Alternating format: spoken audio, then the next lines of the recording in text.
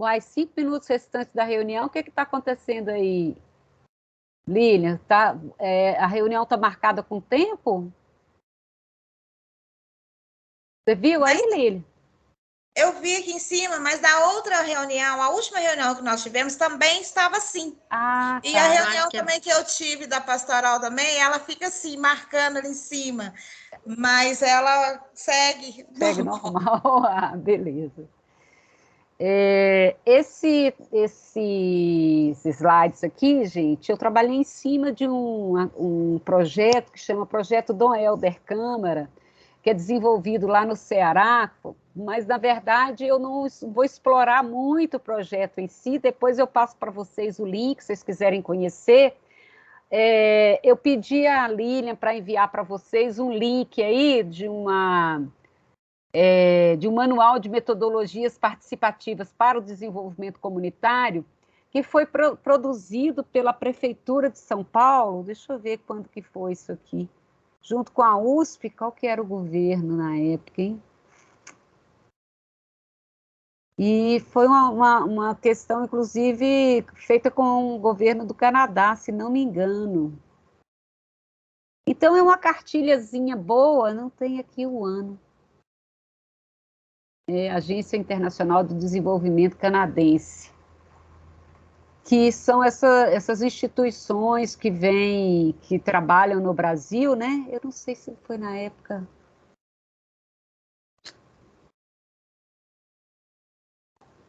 E é uma cartilhinha que traz algumas questões assim para mobilização social, fala do papel do educador. Eu pedi a Lilian para mandar para vocês aí, eu acho que é legal dar uma olhada, né? Traz para quem vai iniciar, para quem já sabe, ele fala muito o que já sabe, mas é sempre bom ter o material aí, ele dá vários exemplos, né, de projetinhos, muito focado na questão ambiental, mas tem vários exemplos aqui interessantes de mobilização, enfim, de discussão de metodologias, né. A minha apresentação hoje, então, eu vou falar em cima da discussão inicial do artigo sobre o projeto Dom Helder Câmara e tratar um pouco das metodologias participativas. Obviamente que eu acho que todo mundo que trabalha aqui já sabe de alguns desses princípios que que sempre norteia o trabalho da gente. Quem trabalha com comunidade sabe como é que a participação ela é fundante a esse processo. Considerando aquela dimensão que a gente viu das tecnologias sociais, né, gente, como um processo que envolve educação, é um processo também pedagógico, né? Quando a gente está trabalhando com iniciativas populares, essa dimensão é crucial, porque o envolvimento, a participação, a tomada de decisão, ela vai também, à medida que os indivíduos vão se tornando atores fundamentais desse processo, sujeitos mesmo, né? Eles vão também, nessa troca de saberes, eles vão também se apropriando no bom sentido da palavra, de novos conhecimentos da própria posição de cidadão, né? Cidadania, né? Que é um elemento fundamental aí, que na busca por reconhecimento. Desculpa, gente.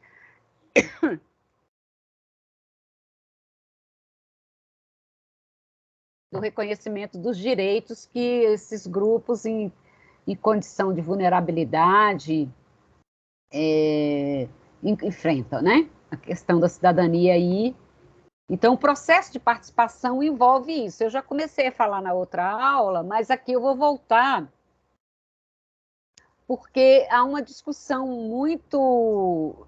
Alguns autores no campo da sociologia tem até uma escada, chamada escada de participação. Eu não trouxe ela aqui, mas depois eu vou postar um link dela, que é um levantamento que até uma autora norte-americana fez dos vários graus de participação da população em processos de gestão, implementação, aí no caso de políticas públicas, mas que serve também para quando a gente está trabalhando com comunidades, né?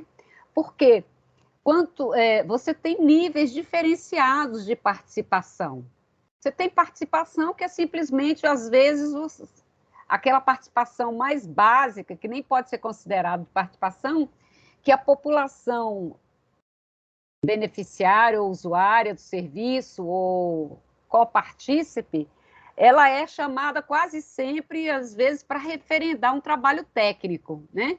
Às vezes, a participação se dá nessa dimensão, vai lá, então é aquela que não chega nem a ser, o técnico prepara e tudo, e a comunidade simplesmente aceita, né? Ou, às vezes, o gestor, o técnico, vai lá apenas dar informações sobre aquele projeto, levar as informações, então há vários graus.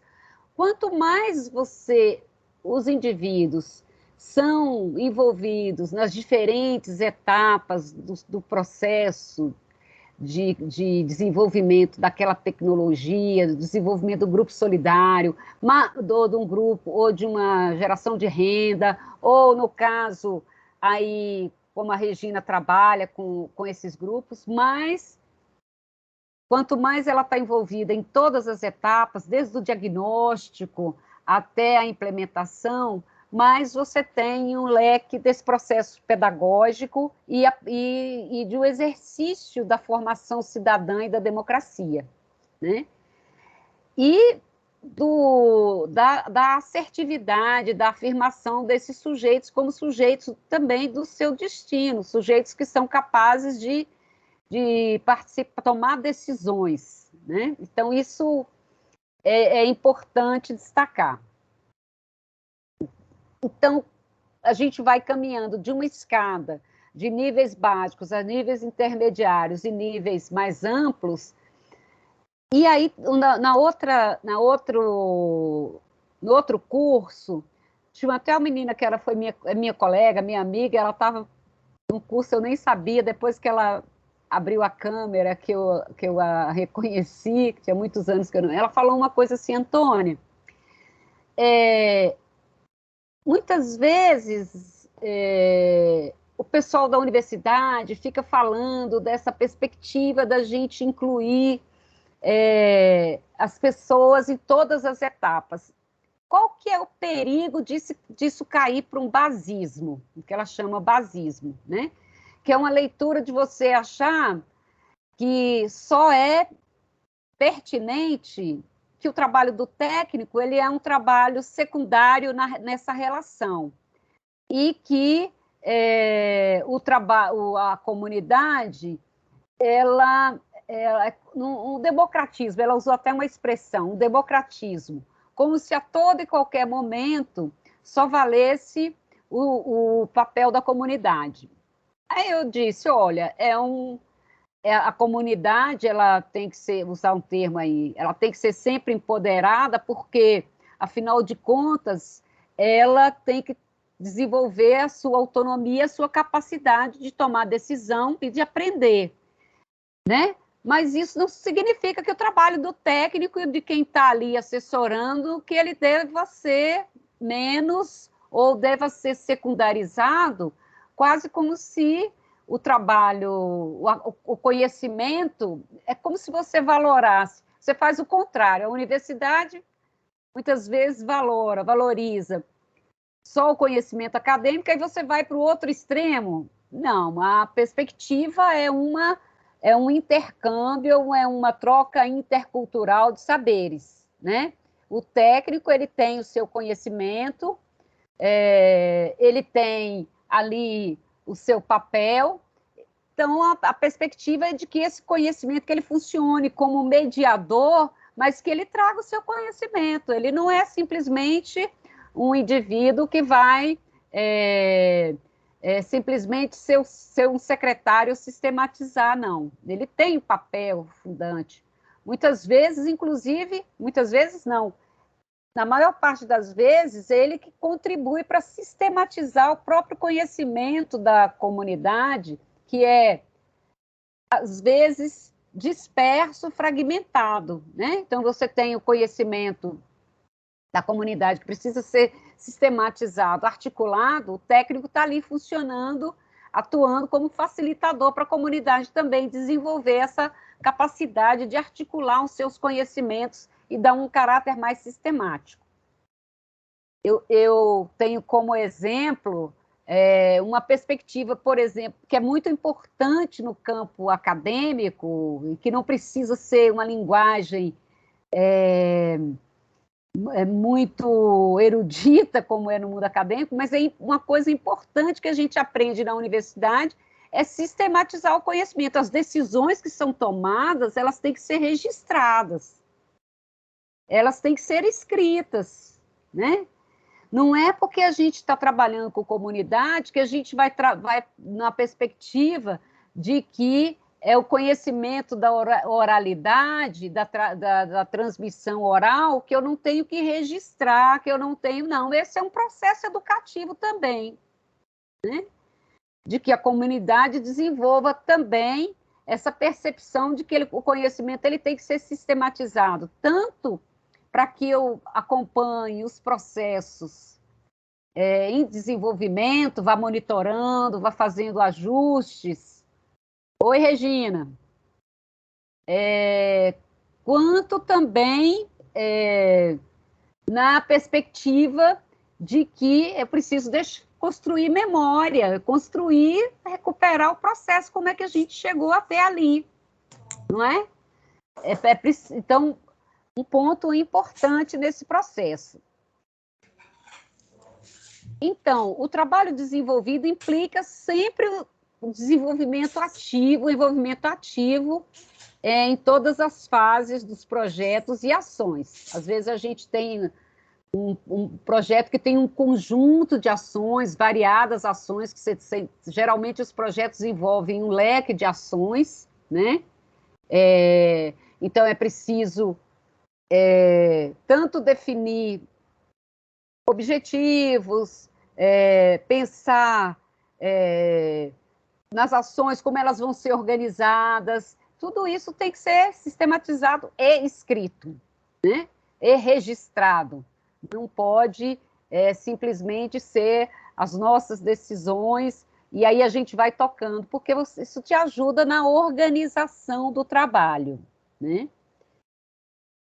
A participação ela se configura, obviamente, na dimensão coletiva, então aí envolve, né, a perspectiva da coletividade, então é um exercício também do trabalhar coletivamente. Trabalhar numa perspectiva coletiva, não é eu pulverizar o trabalho chamando participações meramente individuais. O trabalho comunitário é um trabalho de natureza coletiva, portanto, a participação ela deve se assentar nesse mesmo princípio, né? Como que é um projeto, como que é um processo pedagógico, né? A participação ela vai propiciar esse desenvolvimento de habilidades, né? Tanto habilidades técnicas quanto habilidades comportamentais, habilidades de interação, comunicacionais. Isso são coisas assim muito importantes para o desenvolvimento do trabalho. Por exemplo, uma boa comunicação, eu desenvolver uma capacidade de comunicação. Nós temos tantos problemas decorrentes de dificuldade de comunicação, né? Ainda mais no mundo contemporâneo, todo mundo nas redes, todo mundo.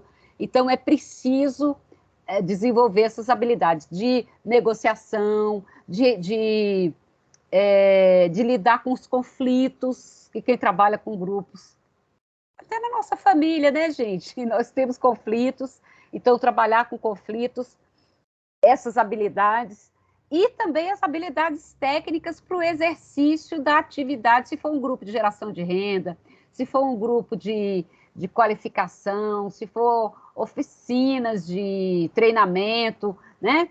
Então, também as habilidades técnicas materiais, digamos assim. Então, você tem as habilidades psíquicas e comportamentais, psicossociais e as habilidades técnicas, né? Então, também nesse processo de participação, porque aí, por exemplo, habilidades técnicas, eu vou trocando conhecimentos, né? Eu vou trocando experiências também. Então, o técnico ele tem também que ser capaz de, o técnico ou o assessor, ser capaz de estar mobilizando esses recursos. De alguma forma, é preciso conhecer essas habilidades, às vezes, ainda não desenvolvidas, mas que a comunidade tem, né? Ele vai propiciar, mobilizar, servir como um indutor nesse processo. Também recursos cognitivos é o que a gente está falando, do próprio conhecimento. Quando eu sistematizo, quando o processo de sistematização se faz de maneira coletiva, você também vai desenvolvendo essa capacidade do conhecimento, do conhecer, né? De fazer as conexões daqueles saberes que tem com as propostas de modificação, de transformação. Então, você vai educando, é um processo educativo nesse sentido, né? Propicia ainda modos de fazer condizentes com os elementos da cultura e das identidades envolvidas no projeto ou nas ações. Isso é importante, por exemplo, gente, quando nós trabalhamos, inclusive, com grupos, muitas vezes que têm características culturais muito marcadas. É claro que todo grupo ele traz referenciais culturais dos grupos a qual ele pertence, das classes sociais, dos grupos de formação, né? Eles trazem, mas tem alguns grupos particularmente, por exemplo, você trabalhar com adolescente, tem os elementos da própria perspectiva do olhar do adolescente, né? Já é um componente que você tem que considerar o desenvolvimento de habilidades também condizente com essa condição, né? Às vezes grupos indígenas, né? A gente trabalhou uma época na PUC com grupos indígenas, e aí como é que você trabalha considerando os valores, as referências, os elementos que compõem aquela identidade, inclusive étnica, né? Étnico-cultural. Então, nesse momento, nós estamos também aprendendo. Quando você vai trabalhar com esses grupos, ao mesmo tempo que que eles estão aprendendo, trocando, nós também estamos aprendendo, né? Eu me lembro eu levando meus alunos para fazer trabalhos nas aldeias, lá em Brumadinho, e experiência que eles, do ponto de vista da produção acadêmica, por mais que a gente estudasse nos livros, eles vivenciarem, né, trabalharem com eles, era outra coisa. Um ponto importante é que a participação ela ajuda a partilha do poder, né? E propicia maior eficácia pela corresponsabilização. Gente, normalmente a gente não percebe os mecanismos de poder que estão envolvidos nas relações dentro dos grupos. Mas desde que haja grupos humanos, você tem ali mecanismos de poder. E como a gente vem de uma sociedade que às vezes hierarquiza, né, saberes, hierarquiza grupos, muitas vezes essa perspectiva do poder ela se faz acompanhar nessas hierarquias. Então, um outro ponto importante é ver como é que se desenrolam as relações de poder ali, porque o poder ele tem que ser partilhado, ele tem que ser construído, porque o poder é da coletividade. Não dá para a gente desenvolver, muitas vezes a gente as lideranças elas têm que ser serem empoderadas, mas elas serem empoderadas como lideranças, não como pessoas que vão ali simplesmente serem os donos do pedaço, né? Então, há uma questão muito sutil que na formação nesse processo de participação vão se destacando algumas pessoas com características de liderança, né? Então, quando você está lá no envolvimento, alguns se destacam mais em determinados aspectos.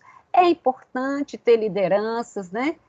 Principalmente se o grupo é grande, se é uma comunidade maior, é importante você ter referência. E as lideranças, elas têm que ter reconhecimento e legitimidade daquela comunidade. Não dá para eu, porque eu achei que... Ah, Sene, beleza, seja bem-vinda. Eu vi que estava caído mesmo, viu? É Sene mesmo, né? Seni. Seni, ah, tá bom. Desculpa, Seni. Então, seja bem-vinda. Agora vamos ver se não cai, né? Então, essa perspectiva das lideranças, que elas vão surgindo no decorrer dos trabalhos comunitários, elas são importantes, mas elas têm que ser reconhecidas pelo grupo, pela comunidade, ter legitimidade. A gente tem que ter uma preocupação em trabalhar com essas lideranças, a perspectiva de que elas estão ali como representantes, né? A voz que representa, portanto, também precisa desenvolver uma relação com a comunidade de compartilhamento, não é a liderança, porque vai ser a liderança ele que vai decidir tudo, não. Esse processo também se faz na aprendizagem, né? E é uma condição crucial para o processo de transformação social, né? Uma questão importante que a participação, ela também, as pessoas, quando elas estão envolvidas nos diferentes processos, elas se veem, elas se reconhecem como parte daquilo. Então, o elemento da corresponsabilização é muito maior, porque se eu vejo aquilo como parte do meu trabalho, parte da minha construção, né, que aquilo foi construído junto comigo, eu me identifico com aquilo, né? Então, é um ponto também que precisa ser desenvolvido nesse sentido, né? Da participação, ensejar esse sentimento de corresponsabilização. Muitas vezes acontece, e nesse caso do projeto Dom Helder, eles ficaram muitos anos lá, mas quando eles saíram, os técnicos saíram, a comunidade não conseguiu autossustentar por muito tempo, ficou só um pedacinho do projeto. Isso é uma coisa que precisa ser pensado. E amanhã, quando eu sair, né? Como é que vai ser? A comunidade, aquele grupo vai dar conta? Então, é preciso a gente pensar, a gente como técnico, que é preciso estar formando, ajudando na formação, mas para que sejam capazes de amanhã ou depois eles continuarem o projeto, eles continuarem, darem continuidade, porque aquilo está numa inserção tamanha que uma saída de um técnico não vai significar o fim do projeto. E eu vou dizer para vocês, eu trabalhei em vários projetos, vários, e isso é muito comum. Você trabalha, às vezes, 4 anos, se você não consegue formar lideranças e ter esse engajamento, porque é uma luta também, né, gente? Nós estamos lidando com o mundo do individualismo, né? Então, é preciso pensar que é um projeto que tem que ter sustentabilidade, inclusive na ausência de algum gestor externo, né? Então, por isso que o conhecimento ele tem que ser partilhado, ele tem que ser... o técnico ele tem que partilhar também o seu conhecimento, né? Isso é óbvio, o seu conhecimento e a sua capacidade de gestão. Então, sistematizar, organizar todo esse conhecimento que está sendo gerado desde a etapa do diagnóstico, isso vai municiando a comunidade também com uma perspectiva dela se tornar autossustentável e autônoma, né? Nunca, na verdade, eu nunca vi um projeto que... Tem projetos que duram 15 anos, 20 anos, né? E esses projetos que têm uma vida mais longa, eles...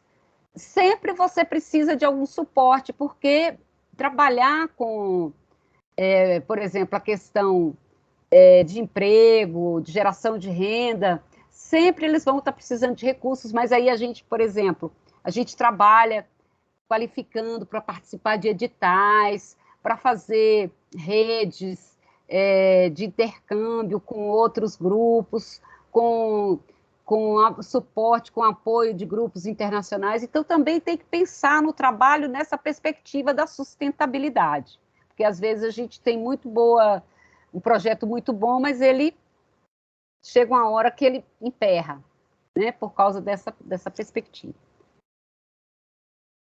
As metodologias participativas, elas se compõem de um conjunto de métodos, e aí vamos definir, né, aquela compreensão que se tem de método como um caminho que se traça, né? Então, eu vou traçar um caminho, nós vamos traçar uma metodologia que é um caminho pelo qual vai me levar a uma determinada finalidade, a um determinado objetivo. E as técnicas são os recursos que eu vou montando nesse caminho para atingir determinados fins específicos ali que vão me conduzir para o objetivo final, né? Então, se eu quero lá gerar renda, emprego, eu posso fazer oficinas de qualificação, olha as técnicas, né? Então, eu vou traçar um caminho lá do modelo participativo e na perspectiva de trabalhar a geração de renda com determinados produtos, aí eu monto oficinas de qualificação técnica, oficinas de gestão, são essas técnicas, roda de conversa para discutir técnicas que eu vou incorporando à medida que o projeto vai se desenvolvendo e as ações vão sendo requeridas para que o projeto se concretize, né? Esse conjunto de métodos e técnicas, eles se assentam numa leitura de que, obviamente, os sujeitos sociais são agentes de saber, de experiências legítimas e que são capazes de transformar sua realidade. Pode ser que tenham saberes fragmentados, que os saberes não estejam sistematizados, né? Mas você tem o saber que se desenrola a partir das experiências vividas. E aí eu tenho o meu conhecimento que eu posso trazer para potencializar, para o que o pessoal chama na economia, alavancar aquele conhecimento, né? As habilidades, às vezes tem gente que tem habilidades para gestão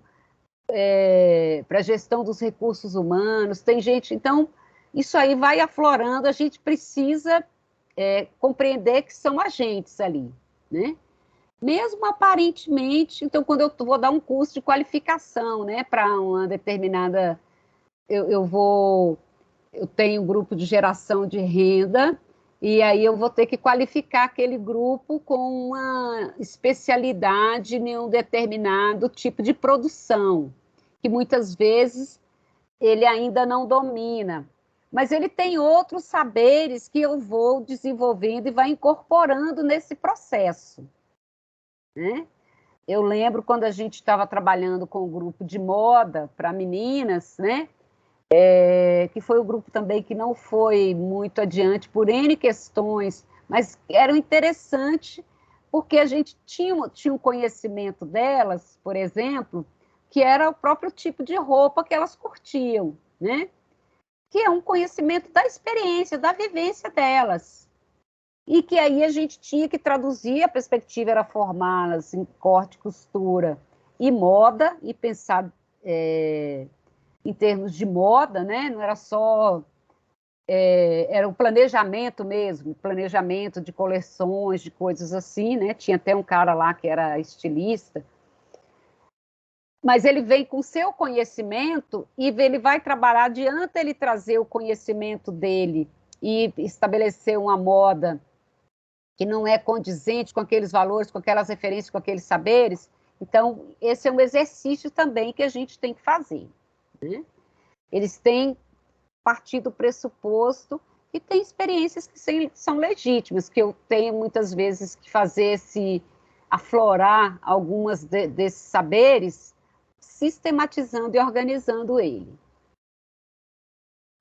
A centralidade da ação está muito orientada para os processos de interação e as relações sociais que se desenrolam em um dado projeto. Então, as metodologias participativas, elas têm que focar muito no processo como as pessoas interagem, do desenrolar das interações e das relações sociais que são fundamentais para o desenvolvimento daquela atividade, daquele conjunto de atividades, né? Como é que se dá a interação entre as pessoas, facilitar a interação, facilitar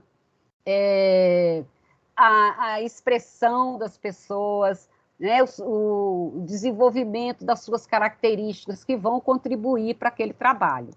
Então, o gestor, ele tem que ser muito envolvido mesmo, ele tem que estar envolvido na comunidade. A Regina estava falando aqui há pouco, né, que ela se envolve, tem jeito, o técnico ele se envolve mesmo, é um trabalho que exige, você não é como você chegar numa empresa, na empresa você se envolve, mas está ali dentro das suas funções, aqui não, aqui você está envolvendo com a vida daquelas pessoas, né? E, portanto, as relações sociais, as interações, o que elas trazem de bagagem, o que elas trazem de trauma, de processos, isso você vai aflorar, vai aparecer, e a gente tem as metodologias participativas, elas devem possibilitar que esses laços sejam estreitados, né, para você constituir um coletivo. É preciso estreitar os laços de solidariedade, de cidadania, né? de empoderamento mesmo, de autonomia. Então, por isso que as metodologias elas são muito focadas nesses processos de interação, as metodologias participativas. É lógico que quando você vai lidar com formação técnica específica, também você precisa das metodologias, mas sempre elas estão inseridas nessa, como é que é a interação daquelas pessoas com essa nova tecnologia. Digamos, você está trazendo, vai introduzir uma tecnologia, trabalhar com eles numa perspectiva de uma tecnologia específica, né? Então, tem um curso de formação, tem um curso de qualificação, também ali está um envolvimento, como que eu monto esse curso, quais os elementos que eu considero, tudo isso tem que ser também, tem que estar um envolvimento, para que eles possam entender a magnitude e fazer sentido. É preciso que as coisas façam sentido, né? Porque se faz sentido para mim como técnico, mas não faz sentido para eles, eu não vou ter um bom desempenho. Os conhecimentos populares se constituem como parte fundante do desenvolvimento, devendo se intercambiar os conhecimentos de outras esferas e grupos sociais, né? Então, essa troca de saberes que a gente está falando, né? Como que o conhecimento daquela comunidade, ela vai intercambiar com o conhecimento dos técnicos aí, dos gestores. As metodologias participativas estimulam os processos de autogestão e protagonismo, então é preciso trabalhar nas metodologias participativas a autogestão, como é aquilo que eu estou dizendo, da sustentabilidade do projeto. Então, os grupos têm que ser capazes de desenvolver habilidades de autogerir, né? e de terem protagonismos, de saberem, de ter capacidade de mobilizar recursos fora, desenvolver as habilidades para procurar ONGs, para fazer editais, aquilo que eu já falei, né? As metodologias, elas se baseiam na escuta qualificada e coletiva, então a gente tem que desenvolver muito essa habilidade da escuta, né? É uma das características, por exemplo, que a abordagem antropológica da observação participante, que é adotado na pesquisa antropológica, mas também em trabalhos de atuação junto a comunidades, né? Você está aberto para escuta e no processo dialógico, dialogar numa perspectiva que ali são interlocutores, entre locutores, né? Não é eu sou o técnico, eu sei mais, ou o outro é da comunidade, sabe mais, não.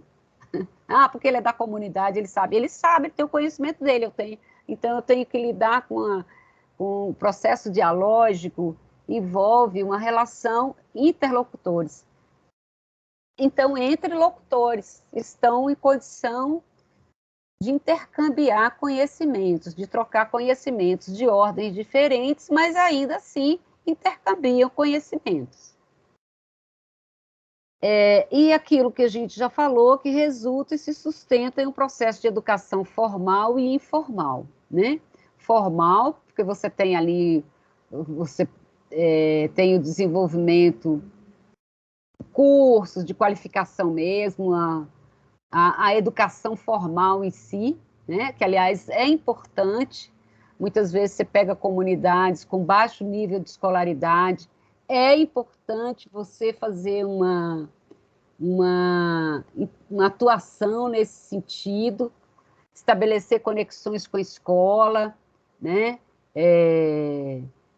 Eu teve uma época que eu trabalhei lá no Barreiro, até com um padre lá do bairro, eu não sei como é que chama aquele bairro que tem um Cristo lá no Barreiro, acho que é Milionários, e a gente estava trabalhando com a alfabetização de idosos, né? E era interessante que o padre fazia uma coisa assim, interessante. Eles alfabetizavam lendo a Bíblia, né? A equipe, o padre pediu para a gente para que fosse trabalhar a alfabetização, porque eles queriam ser alfabetizados, inclusive para ler a Bíblia, né? E dali tinha, então, a própria comunidade vinha com essa demanda de uma educação formal, e sem contar a educação informal, que são relações que sejam mais solidárias e que desenvolvam esse olhar coletivo. As metodologias participativas são muito oriundas, às vezes, de pesquisas também participativas, né? Então, aquilo que eu já falei, observação participante, que é do campo antropológico,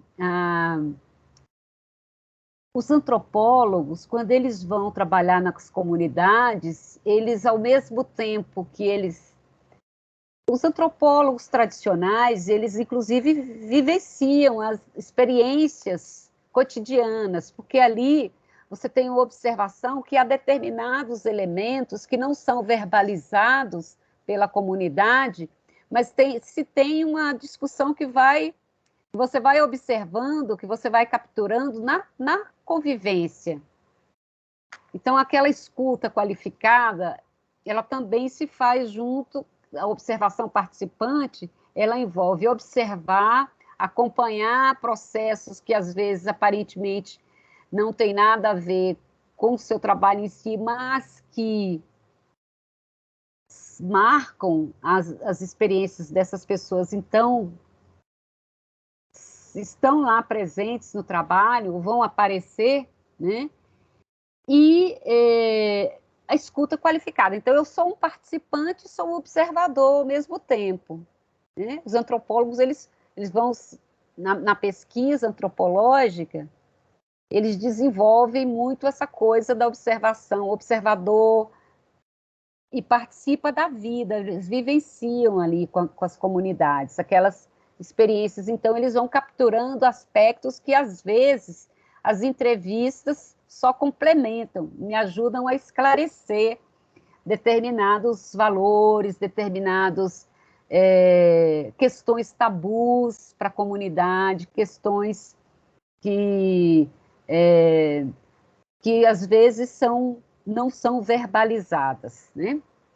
Mas que ajuda você a compor uma compreensão da comunidade de como desenrolar a participação dela, né?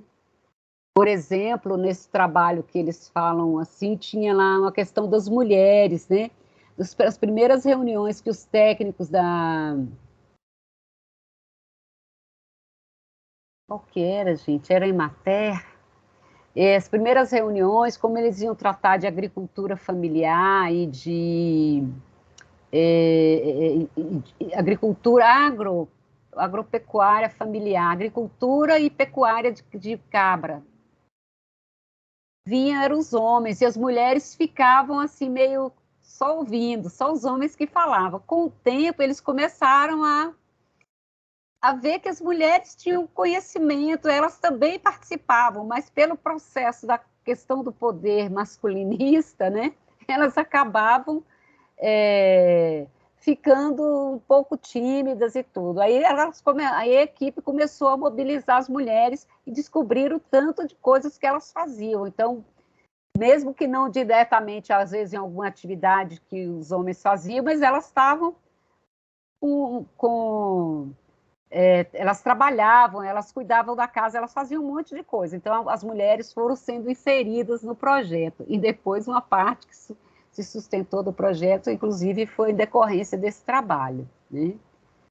Produção de queijo, de leite de cabra, algumas coisas assim, que elas tinham conhecimento, que elas tinham...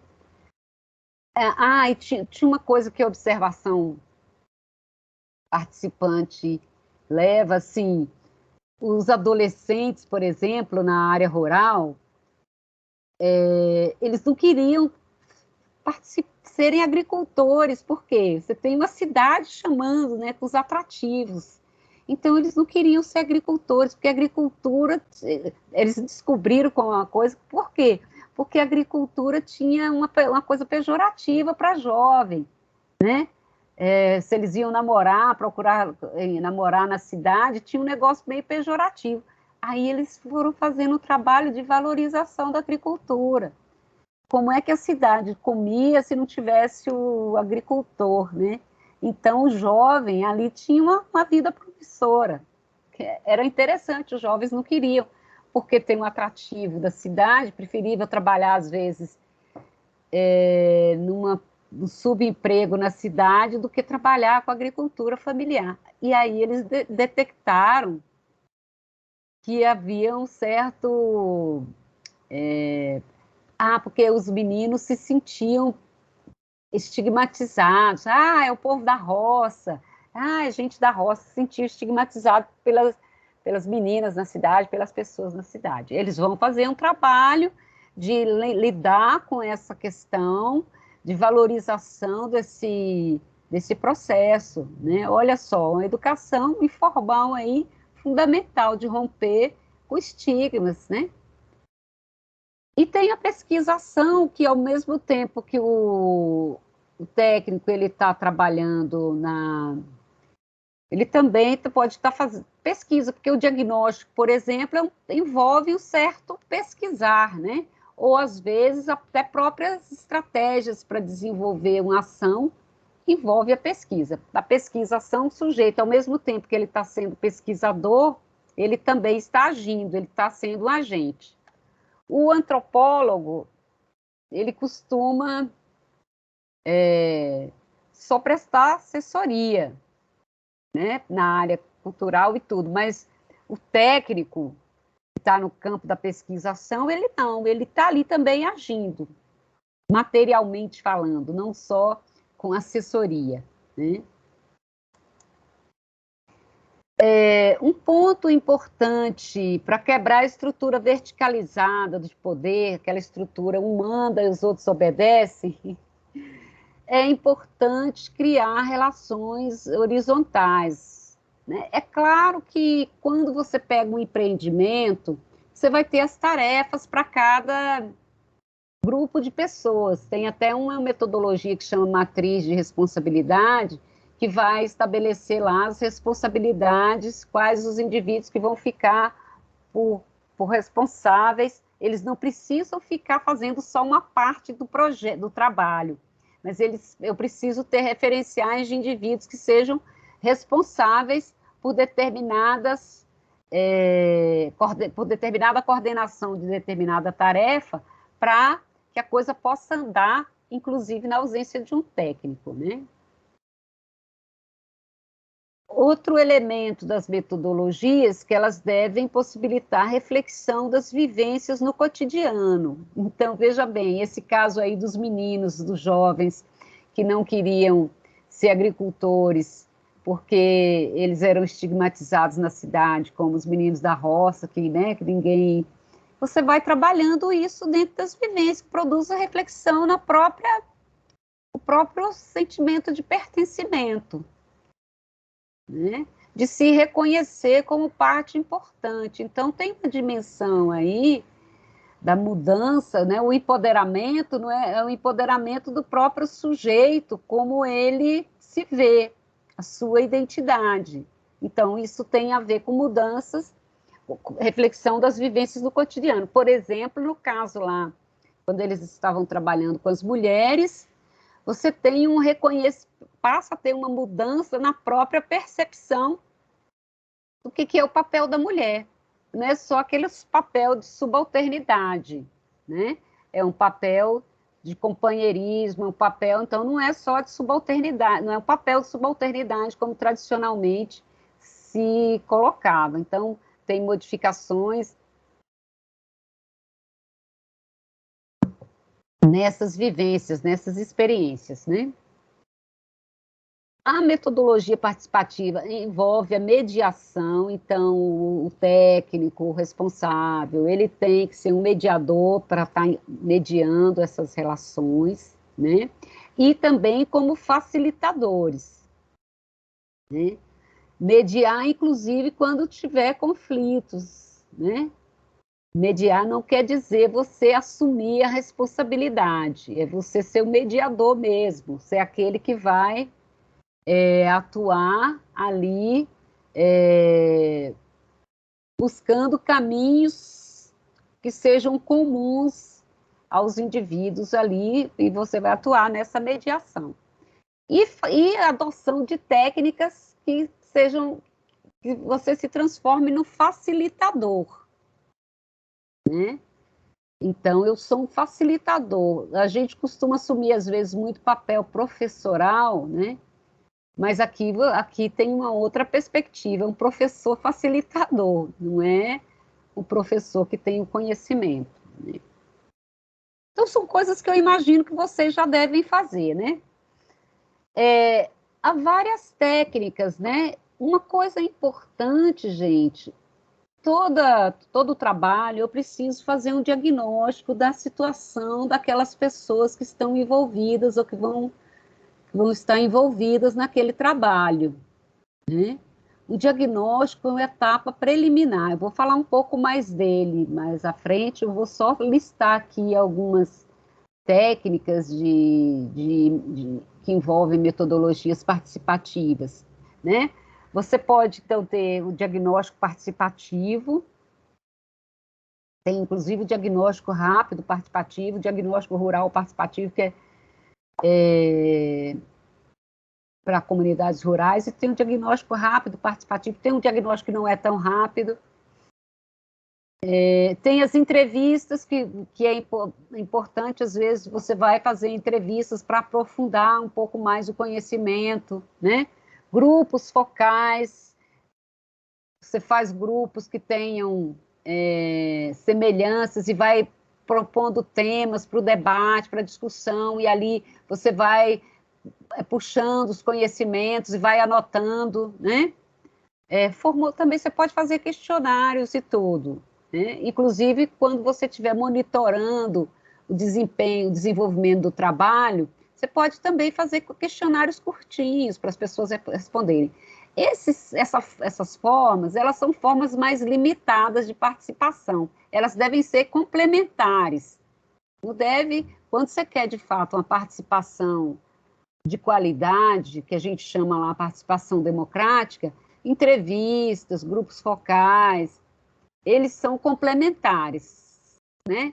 As coisas aqui, elas se complementam, elas não se excluem, não. Ah, porque eu adotei isso, eu não vou fazer aquilo. Não, eu posso fazer, né? O diagnóstico eu vou deixar para explicar depois, que tem 3 lâminas específicas sobre ele. A mesa redonda é uma estratégia que tem sido adotada muito, inclusive nas universidades, né? Até como para dinamizar as aulas, às vezes a gente faz mesas redondas, que, como é um modelo de participação muito horizontal, né? Então as pessoas estão no mesmo nível, ali você abre uma temática, vai discutindo e vai anotando, e você vai abrindo e chamando as pessoas a se expressarem, a se colocarem, a fazer questões, indagações. Então, você na mesa redonda, você é ainda mais facilitador, porque você instiga, então tem uma questão que precisa ser tratada, ou tem uma ação que precisa ser construída, então vamos discutir aqui e quais as bases disso, né? Que tipo, para qual público, então você vai levantando. A mesa redonda, ela também é democrática, mas precisa estar registrando, precisa estar capturando o que está sendo falado, para depois sistematizar e voltar para a comunidade. Olha aqui o que vocês disseram, né? Mapeamentos, você pode mapear, tanto mapeamento georreferenciado, né, localizados. Eu estou trabalhando com um grupo de quilombolas, a gente mapeou as casas, mapeou a produção que eles têm nos quintais, que tipo de produtos que eles produzem, que tipo de hortaliças, que tipo de ervas que eles usam, para quê, né? Inclusive, a gente está catalogando os usos das ervas medicinais, que a gente já sabe, mas pode ser que aquela comunidade tenha uma coisa diferente de outra comunidade. Eu saber que funcho serve para cólica de criança, todo mundo sabe, mas pode ser que aquela comunidade tenha uma outra coisa. Então, a gente vem trabalhando com eles, aí muitas vezes com entrevistas, a gente mapeia, fez o levantamento geoespacial das casas, a localização das casas, até nesse caso aí, porque a gente vai trabalhar com várias ações, e aí a gente conhecer a comunidade, inclusive a localização das pessoas, né? Como chegar nas estradas, as relações que elas têm de vizinhança, isso vai ser coisa importante, muitas vezes, para você no processo de participação. Então, é um conjunto de coisas que a gente vai aprendendo, que a gente vai capturando ali, aprendendo e partilhando com eles, né? A matriz de responsabilidade às vezes, num outro estágio que você vai ali, quando o trabalho já está se configurando mais especificamente, você vai definindo com eles quem vai ser responsável pelo quê, um calendário, uma organização, um cronograma, né? As oficinas, que são ações que envolvem também a participação, tanto na elaboração, no planejamento delas, quanto na elaboração, quanto na implementação, né? E tem uma metodologia que o pessoal até usa em empresas. Na época que eu trabalhei para o Sebrae, se utilizava muito essa metodologia da FOFA, que é fortalezas, oportunidades, fraquezas e adversidades, que é você pedir à comunidade, você trabalha, é uma espécie de diagnóstico. Você trabalha com a comunidade, divide em grupos, e a comunidade vai levantando quais os pontos fortes e os pontos fracos que eles acham que tem, e as adversidades, né, os pontos fortes são as oportunidades, e os pontos fracos, as dificuldades, para a gente atuar com eles, inclusive. Ó, então, vocês falaram que tem dificuldade nisso, como é que vocês acham que pode resolver?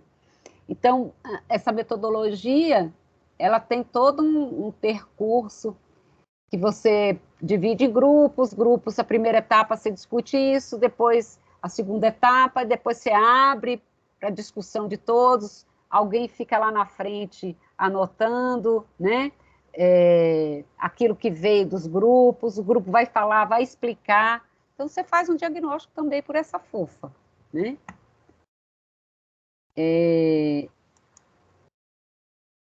O diagnóstico participativo, então, que você pode fazer por meio de fofa ou de outras coisas, mas tem, normalmente se chama diagnóstico participativo.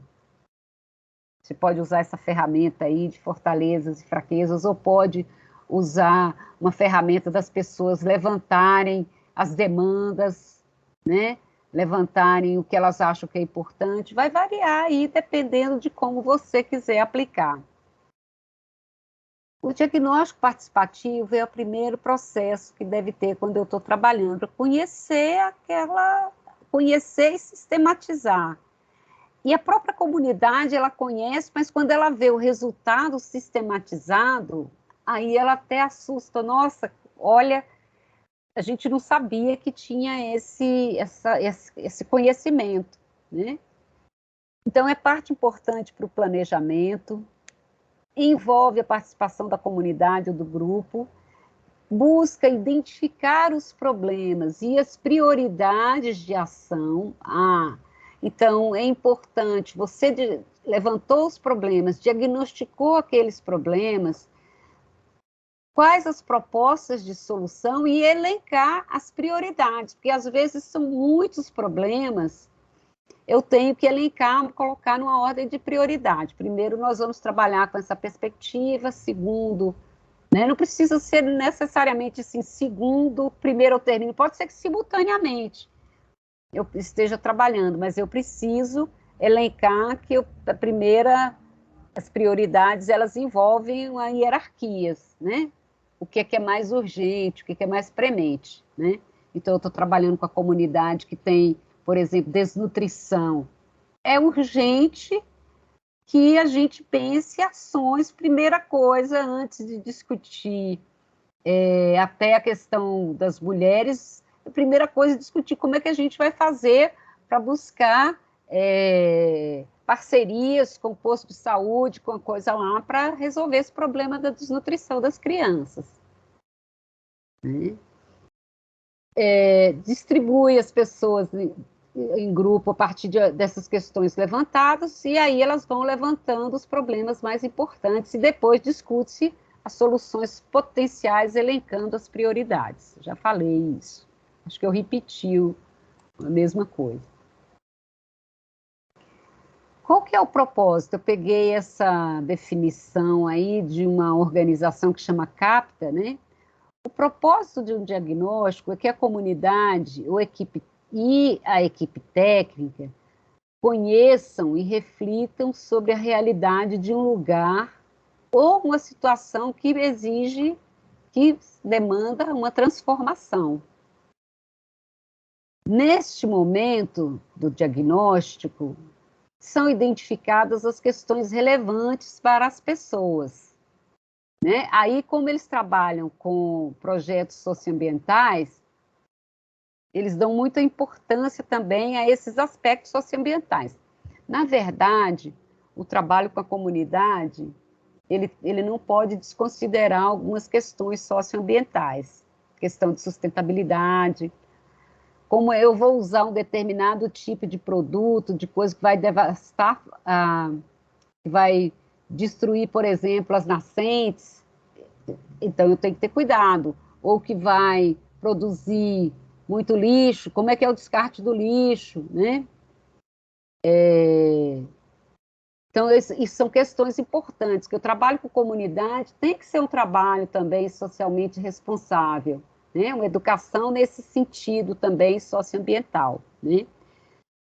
É preciso pensar os aspectos econômicos, os aspectos culturais, né? Já falei, se levanta as ameaças e os desafios, bem como as oportunidades, e mapear também os recursos que já tem disponíveis ali. Os recursos, inclusive as habilidades, né? Se tem uma pessoa que já tem o conhecimento de uma dada técnica, tudo isso tem que mapear nesse diagnóstico, né? E, a partir dele, provocar uma reflexão na comunidade em busca da alternativa para solucionar os problemas. Assim, as ações propostas serão contextualizadas, partindo da realidade, das necessidades reais, com a participação de todos, né? Então, esse, essa perspectiva do diagnóstico, para eu planejar, eu preciso, a primeira etapa, né? Preciso conhecer, eu preciso saber, e as pessoas precisa vir à tona esses conhecimentos, essas demandas, essas questões. Sempre sistematizando. Aí aqui eu peguei um pedaço de uma aula da USP, né, que eles colocam uma coisa até interessante, né? Ao iniciar a metodologia, antes de você iniciar o trabalho em grupo, você tem que preparar antecipadamente as dinâmicas, o material, o ambiente e a pauta da reunião, né? Às vezes, gente que é técnico, como a gente já tem uma bagagem, um conhecimento, muitas vezes a gente não faz isso, mas é preciso, porque você tem que sistematizar, volta a bater nessa tecla, né? Aí você quer trabalhar com dinâmicas, tem o pessoal da assistência social trabalha muito com dinâmicas, que enfatiza, tem uma dinâmica do novelo de lã, que você vai jogando, as pessoas ali vão constituindo uma rede. Tem vários tipos de dinâmica que são algumas estratégias para você mobilizar as pessoas no processo de participação, né? Mas você tem que ter preparado isso e preparado o material para trabalho, né? Ponha o grupo à vontade, faça comentários sobre o cotidiano, estabeleça vínculos, aproxime-se das pessoas, né? Isso é importante porque você vai para a escuta qualificada, você tem que criar vínculos. Eu não vou ser um cientista que quer só ali a entrevista longe, não, né? Você tem que estabelecer vínculos. Ai, gente, no início do trabalho em grupo, então você tem que lembrar os motivos que deram origem à reunião, descrever os assuntos da reunião, quais os objetivos que se pretende alcançar, levantar as expectativas dos participantes. Então, na verdade, você tem que vir com um pré-roteiro. Não é o roteiro fechado, mas é o pré-roteiro que você vai discutir ali, né? E dali vai tirar, inclusive, os horários, as frequências dos encontros, vai constituir com ele um calendário, um cronograma para atuação.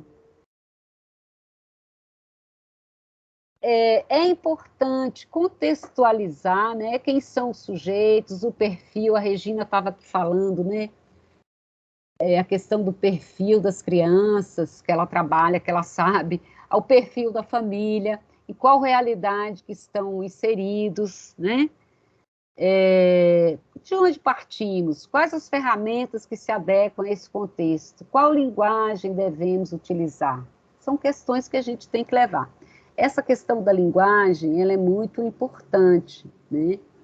Porque a gente tem que aproximar daquilo que faz sentido para as pessoas. Então, das próprias referências da linguagem que elas adotam, né? Os referenciais de categorias que eles utilizam, né? A comunicação, ela possui um valor estratégico, né? É fundamental você desenvolver uma boa comunicação e que entre eles se desenvolva sempre uma boa comunicação. Aí ele está dizendo que até mesmo o silêncio pode significar algo. Isso é uma questão muito interessante, que é verdade. Às vezes, quando fica aquele silêncio assim, é porque está dizendo alguma coisa, né? Então, é importante você ter clareza no que vai comunicar, como vai comunicar, e, inclusive, utilizar técnicas, né, para transmitir uma boa mensagem e possibilitar um diálogo. Aqui, a perspectiva é uma lógica do diálogo, né? E aí, o diagnóstico, se você usar FOFA, ou se você usar um diagnóstico participativo rápido, que não utiliza a FOFA, que é fraquezas, fortalezas, mas problemas, habilidades, né? Você pode fazer levantar outras questões, é preciso registrar. É preciso fazer a dinâmica das pessoas irem lá, falar, e o coordenador, o orientador, o facilitador ir anotando, botar lá em coisas que sejam visíveis, visuais, organizar estruturas que sejam visuais, que auxiliam as pessoas também nesse processo de visualizar aquilo que foi decidido por elas. Isso parece bobagem, mas não é não, isso é importante, ela vai se reconhecer ali, né? O projeto do Helder Câmara, ele buscava, então, fortalecimento da agricultura familiar em um assentamento, né? Um assentamento do INCRA. E aí, qual que era a perspectiva dos técnicos?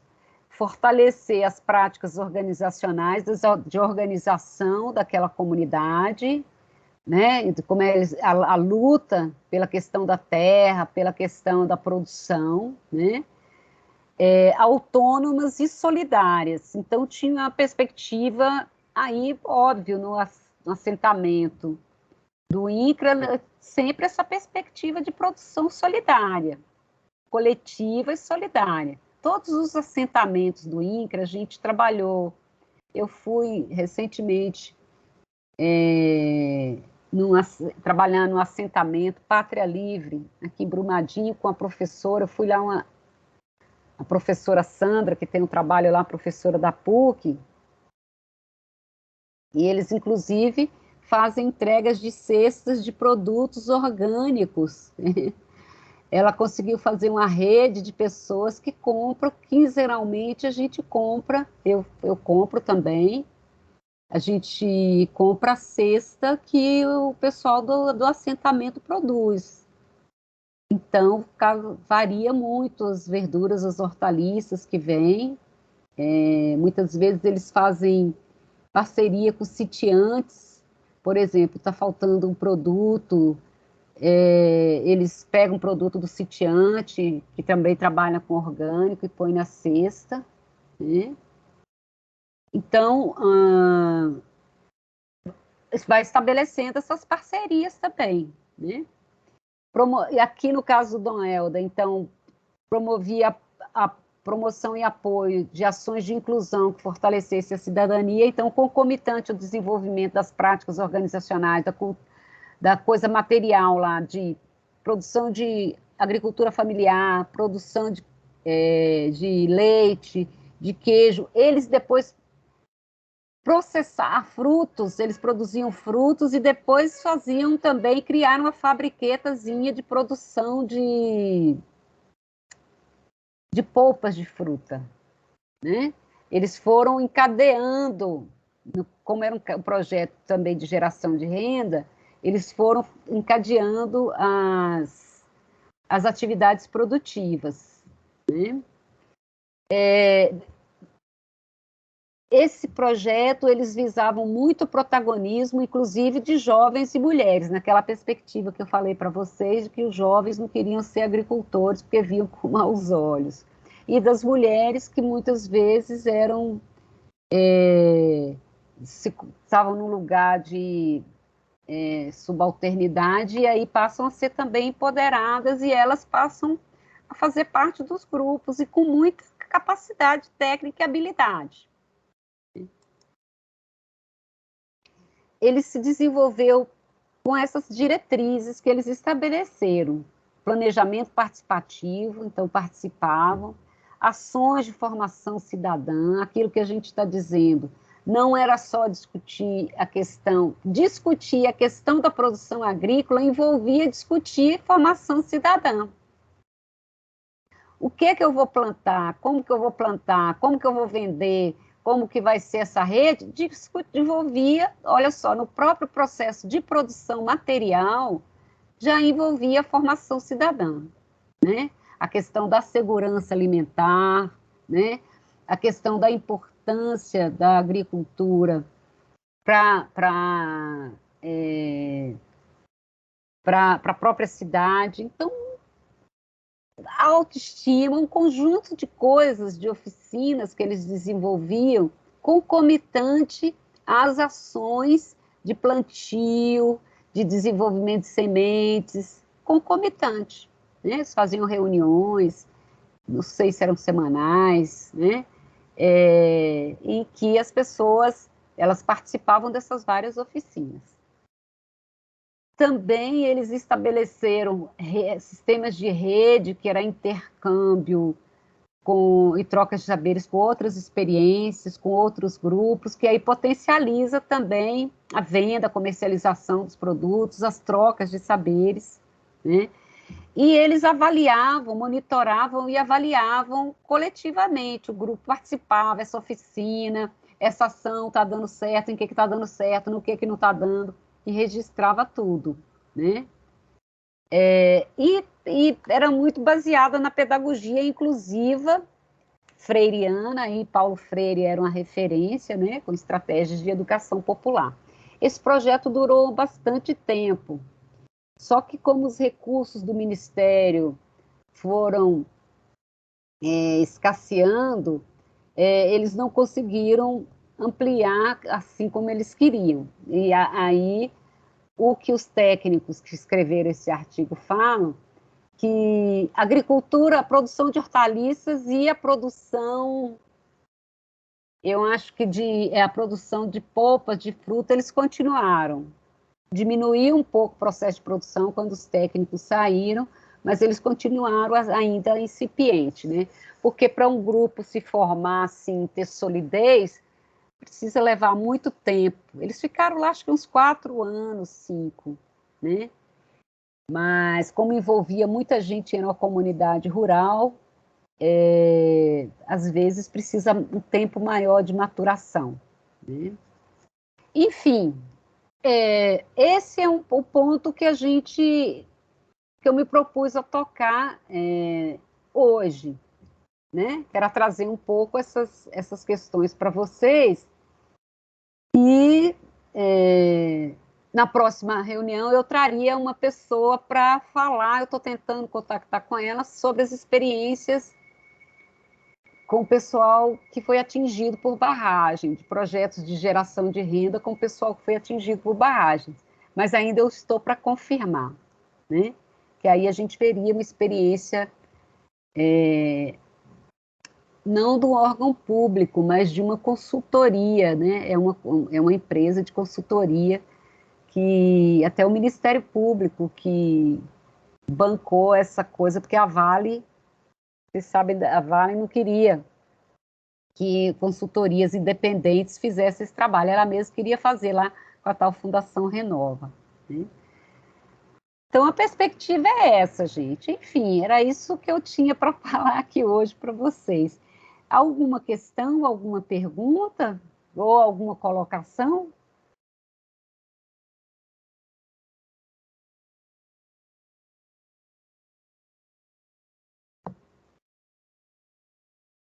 Ninguém tem nenhuma pergunta? Pode ser alguma colocação também, viu, gente? Tranquilo aí?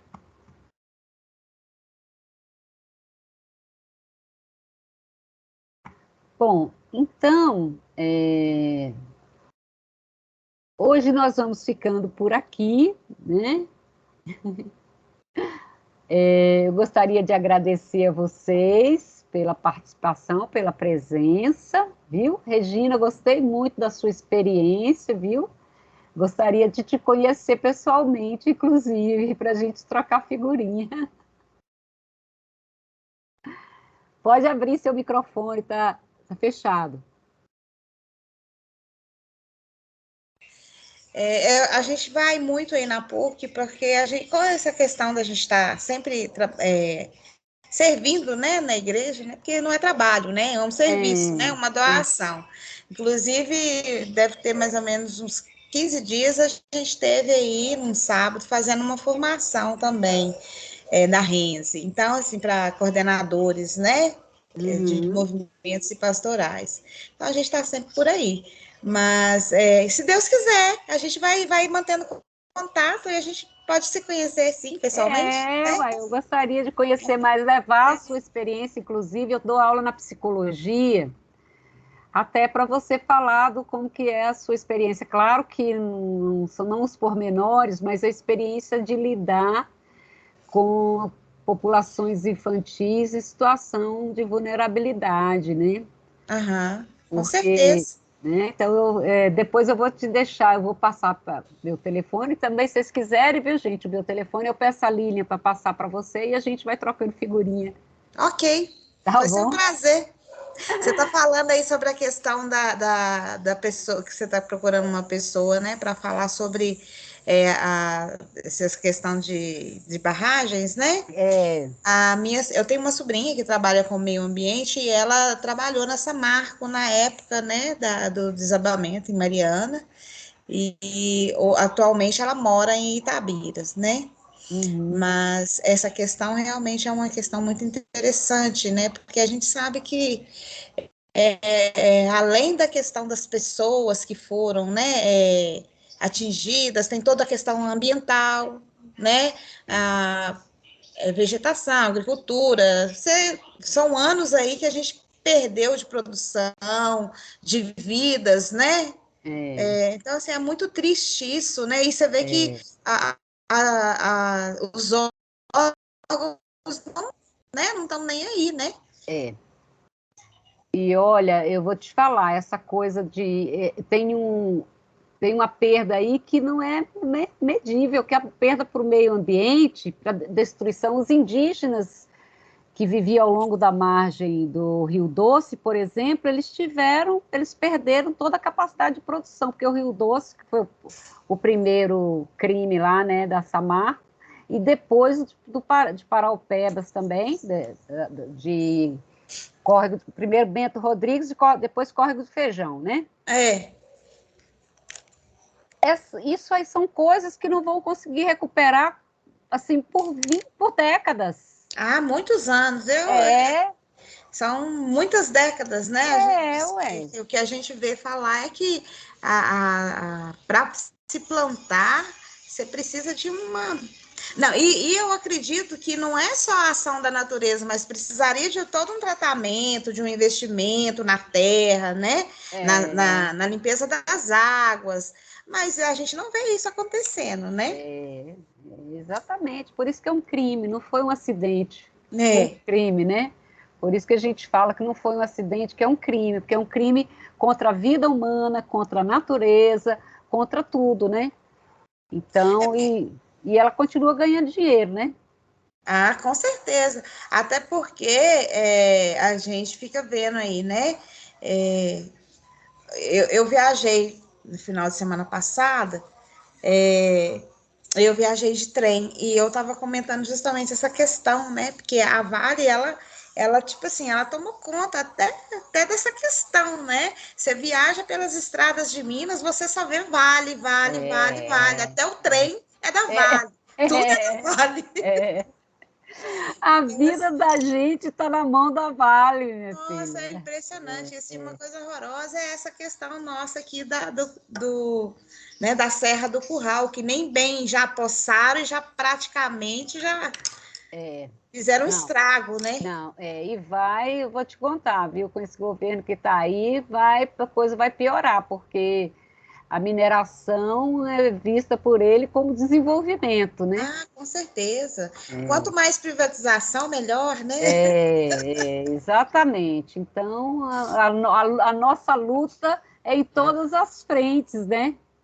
Em todas as frentes. Então, nós não podemos deixar a peteca cair, não. Não, eu falo que nós temos uma responsabilidade muito grande, né? Assim, nós que estamos líderes, nós que somos formadores de opinião, que a gente que está à frente, né? Eu acho que nós temos uma responsabilidade porque nós somos a voz e a vez daqueles que não podem falar, né? Que não têm, não conhecem os seus direitos, que não, né? Que de alguma forma se sentem, né? Oprimidos, né? Então, assim, nossa responsabilidade é uma responsabilidade muito grande, né? Tem que se fazer valer, né? O direito, com né? certeza, é o que você está falando, e é quem consegue vocalizar, né? Dar voz, Exatamente. colocar, dar visibilidade à tragédia que é cotidiana desses povos, né? Isso aí. É isso aí. Gente, muito obrigada mais uma vez. Eu desejo para vocês uma ótima semana, viu? Obrigada para vocês todos aí. Deus abençoe grandemente a vida de Tá cada Para um. bem. você também, Amém. Um Antônia, para todos abraço. nós. Abraço. Tá bom. Tchau, gente. Tchau, Boa linda. Fiquem com noite. Boa Deus. noite.